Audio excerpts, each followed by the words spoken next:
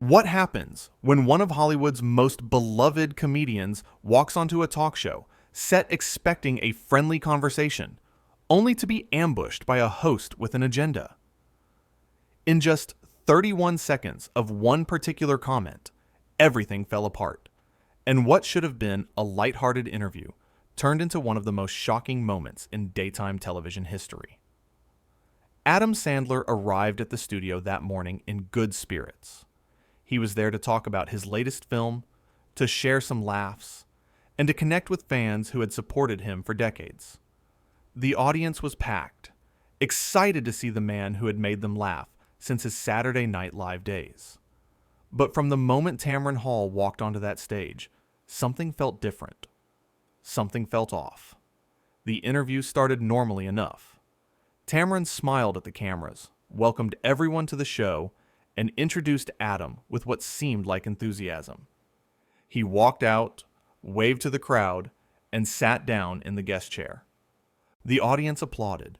He smiled. Everything seemed fine. "So, Adam, thanks for being here," Tamron said, but there was something cold in her voice that didn't match her words. "Happy to be here. Thanks for having me," Adam replied warmly.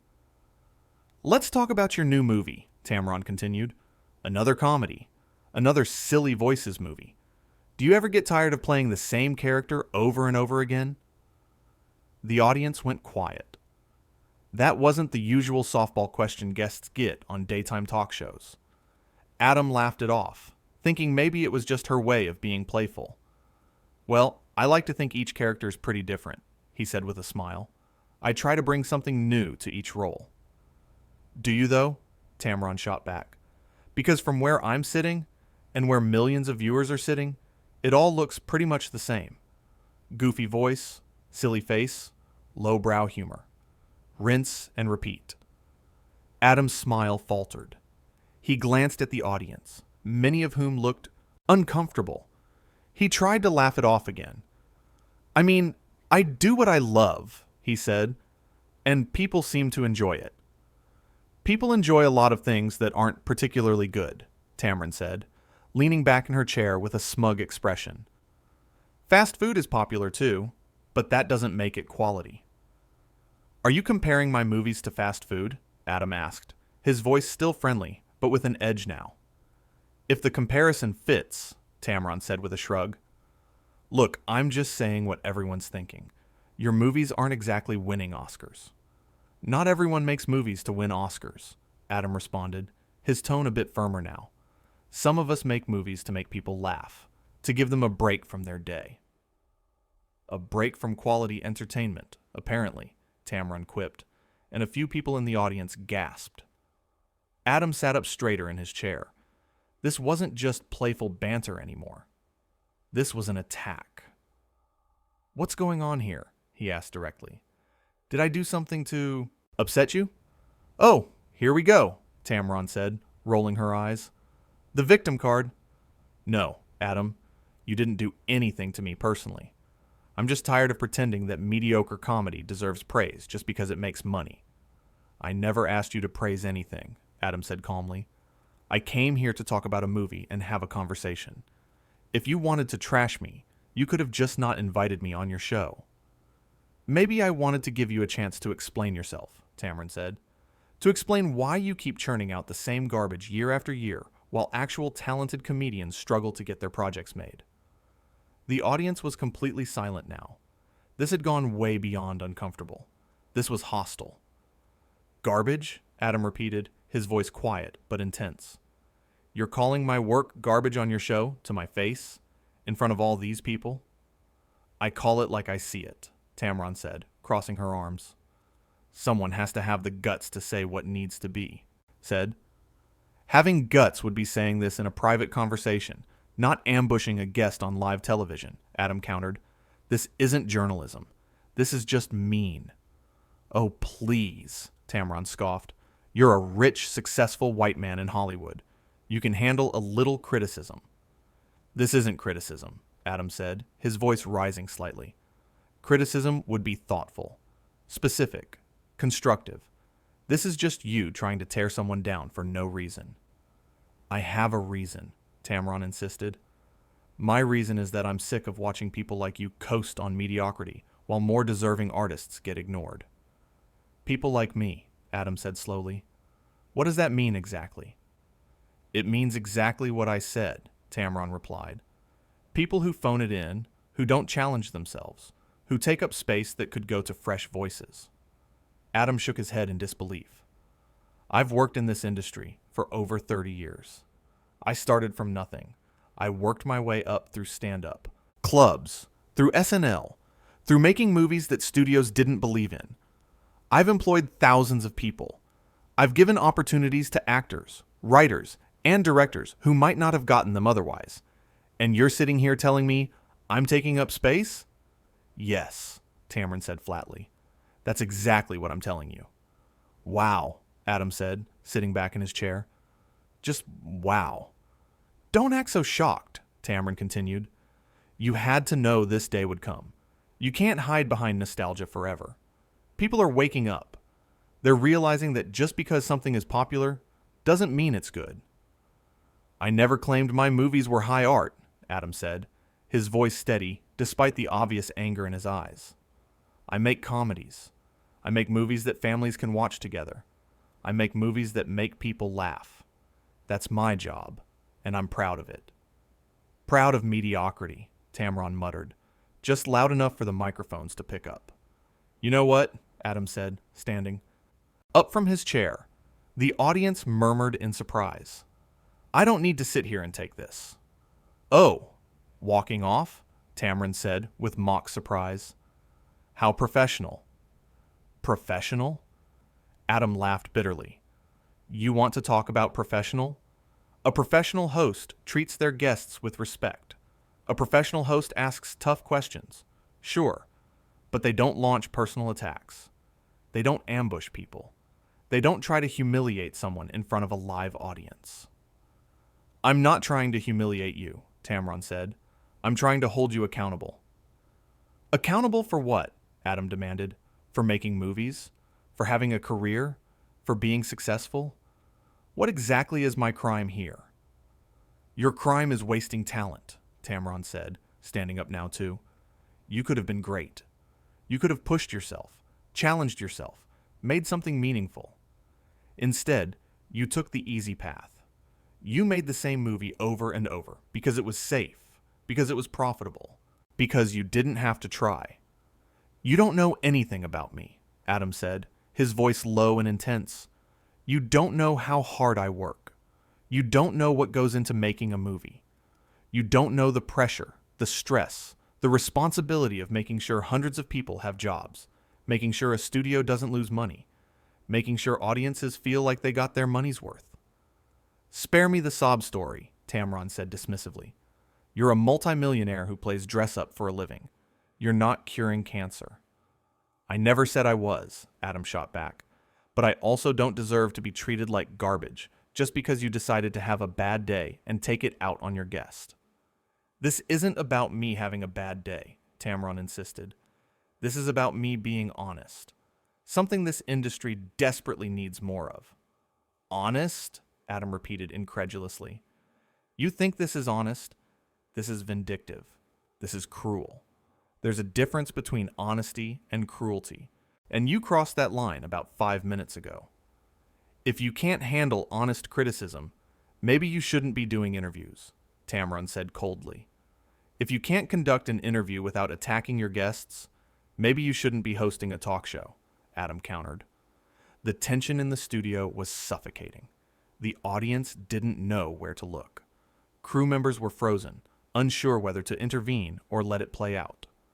You know what your problem is? Tamron said, pointing at Adam. You can't handle a strong woman challenging you. You're so used to everyone kissing up to you, treating you like you're special, that the moment someone tells you the truth, you fall apart. Don't you dare, Adam said, his voice sharp. Don't you dare try to make this about gender. This has nothing to do with you being a woman. This has everything to do with you being unnecessarily hostile to a guest who came here in good faith. Good faith, Tamron laughed. You came here to promote your mediocre movie and get some easy publicity. Don't act like you're doing me a favor. You're right. I did come here to promote my movie, Adam said. That's how this works. Guests come on. Hosts ask them questions. Everyone's polite and professional, and we all move on with our lives. But you decided to turn this into some kind of personal crusade against me, and I have no idea why. Because someone needs to say it, Tamron repeated stubbornly. No, Adam said firmly. No one needs to say it, because it's not true. My movies might not be for you. They might not be for critics, but they're for millions of people who buy tickets, who stream them, who quote them, who watch them with their families. Those people matter. Their opinions matter. And you sitting here trashing something that brings them joy is just you being elitist and condescending. I'm elitist for having standards? Tamron asked incredulously. You're elitist for acting like your standards are the only ones that matter, Adam replied. You're elitist for talking down about things that regular people enjoy. You're elitist for thinking that because something doesn't win awards or get critical praise, it has no value. Maybe it doesn't, Tamron said with a shrug. And there it is, Adam said, shaking his head. You actually believe that. You actually think that if something doesn't meet your personal definition of quality, it's worthless. That's incredibly sad. What's sad is watching you waste your potential, Tamron shot back. My potential? Adam said with a bitter laugh. Lady, I've had a career that most people would kill for. I've made people laugh for decades. I've created characters that people love. I've worked with incredible actors and filmmakers. I've provided for my family and given back to my community. I've lived my dream. That's not wasted potential. That's success. Just because it doesn't look like what you think success should look like doesn't make it any less real. Success isn't just about money and popularity, Tamron argued. I never said it was, Adam countered. But it's also not just about impressing critics or winning awards. Success is doing what you love, being true to yourself, and making a positive impact in whatever way you can. I've done that. Can you say the same? Tamron's face flushed with anger. How dare you question my success? How dare you question mine? Adam fired back. You started this. You're the one who decided to make this interview a referendum on my entire career. You're the one who decided to be cruel and dismissive. I'm just defending myself. You're being defensive, Tamron said. Because you're attacking me, Adam said, exasperated. What did you expect? That I would just sit here and nod along while you insulted me and my work?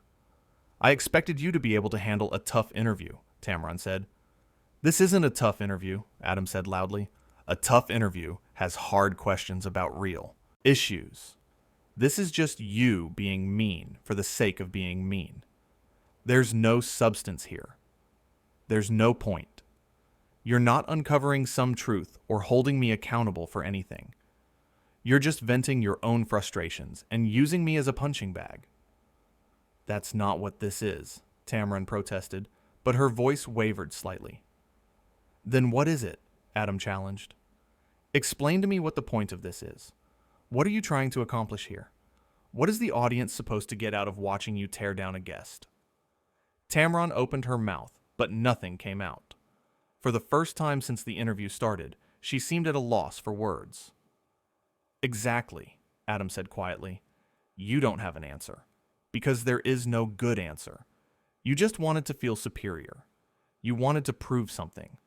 Maybe you're jealous, maybe you're bitter, maybe you just needed someone to make yourself feel better by comparison. I don't know, and honestly, I don't care. What I do know is that I don't deserve this, and I'm not going to stand here and take it anymore. So, you're just going to leave? Tamron asked, trying to regain her composure. Yes, Adam said simply. I'm going to leave, because I have too much respect for myself to stay somewhere I'm not respected. Because I have too much dignity to let someone treat me like garbage on national television. And because I know my worth, even if you don't. This is so typical, Tamron said, her voice dripping with contempt. Can't handle the heat, so you run away. I can handle plenty of heat, Adam said calmly. I've been handling it my whole career, But there's a difference between heat and hostility. There's a difference between a challenging conversation and a personal attack. And what you're doing crosses every line of professional behavior. I'm being professional, Tamron insisted. No, you're really not, Adam said. A professional wouldn't ambush a guest. A professional wouldn't resort to name-calling and insults. A professional would know how to ask tough questions without being cruel. But you don't seem to understand that difference. I understand perfectly, Tamron said defensively. Then why are you acting like this? Adam asked. Seriously, why? What did I ever do to you to deserve this treatment? Tamron looked away, her jaw clenched. You represent everything that's wrong with Hollywood. Based on what? Adam pressed. Based on your personal taste? Based on what you think comedy should be? You don't get to decide that. You don't get to be the arbiter of what's worthy and what isn't. Someone has to be, Tamron muttered. No, Adam said firmly. No one has to be. That's the beauty of art, of entertainment, of creativity. It's subjective. What works for one person doesn't work for another. What makes one person laugh might not make another person laugh. And that's okay. That's how it should be. But you acting like your opinion is objective, truth is just arrogant. I'm not arrogant, Tamron snapped. Then what do you call this? Adam gestured around the studio. You invited me here under the pretense of a normal interview, then turned it into an interrogation. You insulted my work, my choices, my career. You talked down to me and dismissed everything I've accomplished. If that's not arrogance, I don't know what is. The audience began to murmur, some people nodding in agreement with Adam. Tamron noticed, and her expression hardened.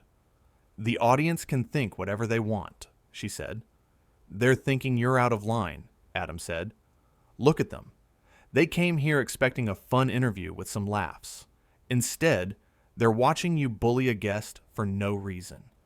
How do you think that makes them feel? How do you think that makes your show look? My show is fine, Tamron said, but there was less confidence in her voice now. Your show was fine until about 10 minutes ago, Adam corrected. Now it's the show where the host attacks her guests. That's going to be your legacy from this episode. Not whatever point you think you were making.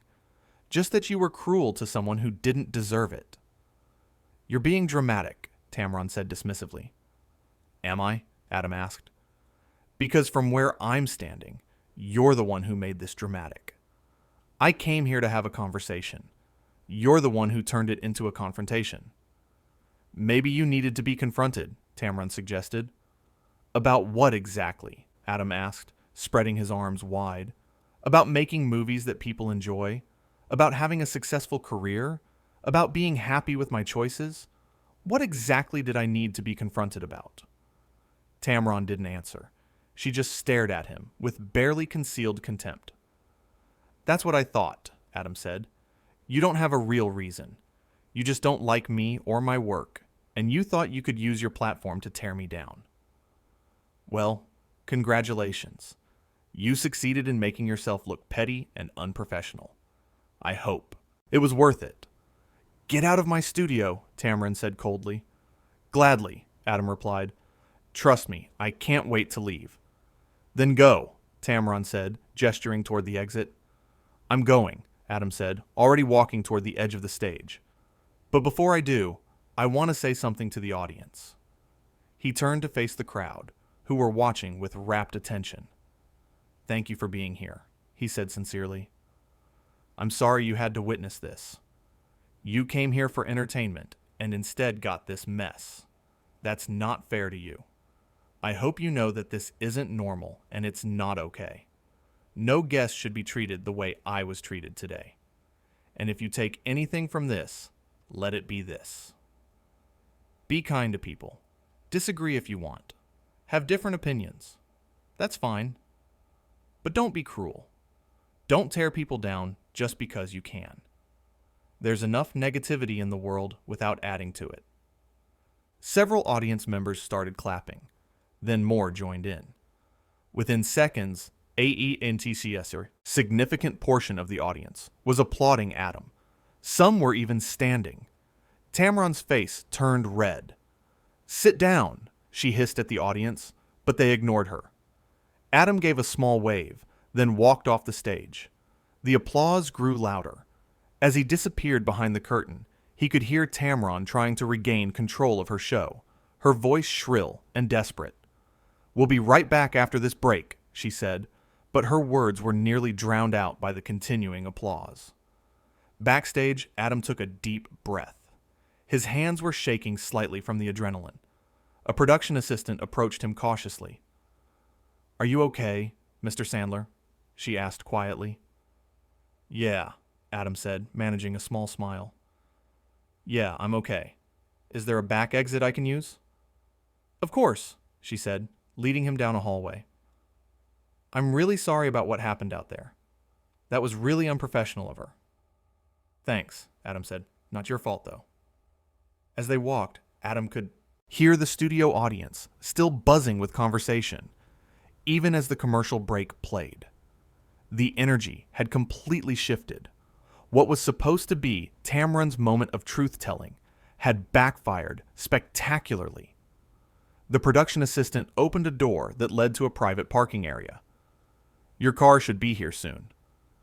"Thank you," Adam said. "I appreciate your help." She nodded and headed back inside, leaving Adam alone in the quiet parking area. He pulled out his phone and saw it was already blowing up with messages. Word was spreading fast. He didn't regret walking out. Not for a second. Some things are more important than publicity, more important than being polite, more important than keeping up appearances. Self-respect was one of those things. And no interview, no matter how big the platform, was worth sacrificing that. Adam had spent his entire career being kind to people, treating others with respect, building relationships based on mutual appreciation. He had never claimed to be perfect, never claimed to be the best, never claimed to be anything other than what he was. A comedian who loved making people laugh. If that wasn't enough for Tamron Hall, then that was her problem, not his. He knew his worth. He knew the value of what he did. And he knew that millions of people around the world appreciated his work, even if she didn't. As his car pulled up, Adam got in and sat back in the seat, finally allowing himself to relax. The driver asked if he was all right, and Adam assured him he was fine. As they pulled away from the studio, Adam looked back one last time at the building. He had walked into that studio as a guest, expecting a normal interview. He had walked out with his dignity intact, refusing to be diminished by someone who thought their opinion was more important than basic human decency. In those 31 seconds, when Tamron had called his life's work garbage, everything had changed. The mask had slipped, the pretense of professional. Courtesy had evaporated, and Adam had been forced to make a choice. Stay and endure more abuse, or stand up for himself and leave. He had chosen to leave, and he knew it was the right choice. Because at the end of the day, no amount of publicity was worth compromising who you are. No platform was big enough to justify being treated as less than human. And no host, no matter how popular or powerful, had the right to demean their guests. The interview was over, but the impact would last much longer. People would talk about what happened. They would debate who was right and who was wrong. They would have opinions about both Adam and Tamron. But Adam knew that he could live with himself. He had stood up for himself with grace and strength. He had defended his work without being cruel in return. He had shown that kindness and self-respect could coexist. As the car merged onto the highway, Adam felt a sense of peace wash over him. It had been a terrible experience, one of the worst interviews of his career, but he had handled it the best way he knew how, with honesty, with integrity, and with the kind of dignity that no one could take away from him. The show would go on. Tamron would finish her episode. The audience would go home. The crew would pack up the equipment. But something had fundamentally shifted. A line had been crossed, and everyone who witnessed it knew that what happened was wrong. Adam Sandler had walked onto that stage as a guest. He had walked off as someone who refused to be diminished. And that made all the difference.